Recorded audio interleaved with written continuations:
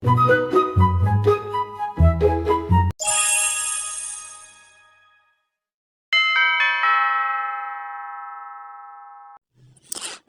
mga kajupaw!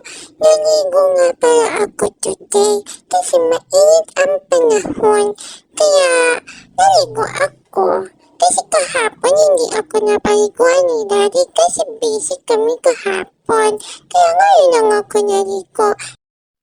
Ito nga, binablower na ako ni Daddy. Kasi pinaligo ay ako ni Ate Sujin. Pero hindi na ako binlower.